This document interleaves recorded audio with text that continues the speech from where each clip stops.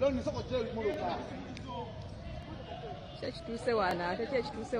Amazima ekituufu tekinabeera nga kitegeerekeka ku kimotoka ekitomedde geeti ya National Unity Platform wali eri e Makerere Kavule.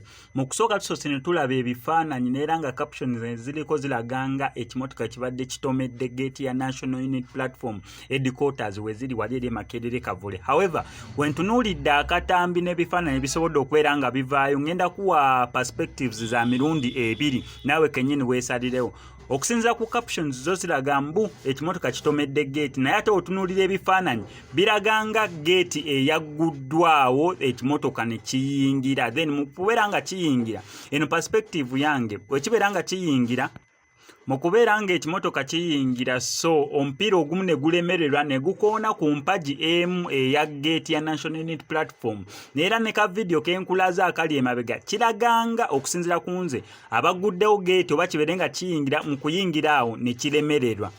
Naye okusinziira ku captions eziri mu kubeera nga zivaayo ziraga mbu kiremereddwa bulemererwa ne kikoona geeti, then kibeera stuck awo ku geeti. Kati perspectives za mirundi ebiri z'okusinziira ku bifaananyi n'engeri gye ndabika video osanga kyabadde kiyingira nga baguddewo, naye wali mu kuweta emipiira ne kiremererwa. Naye nga waliwo ne perspective endala abangi basinze okubeera nga boogerako nti kiremereddwa bulemererwa ne kikoona geeti nga tewaliwo intention ya kubeera nga bakiggulira kiyingire, then ekikoona geeti ne kibeera stuck awo ku geeti oba ng'omupiira woogulabye. Kati perspectives ezo ebbiri naawe nga olabye akatambi ne video oba captions z'olabye oba amawulire abasigadde ba bloggers kye bakugambye, oli waddembe otubulira wansi mu comment section ng'okozesezza amagezi go amazaala ag'obwongo, kubanga wentunuulidde geeti eraze ng'eri opened, naye otunulira side eno eraga geeti bagislidinzeeko oba nge kwegamba. Okusinziira kyonna kyonna kye kiri tujja bbeera nga tufuna kituufu kyakyo,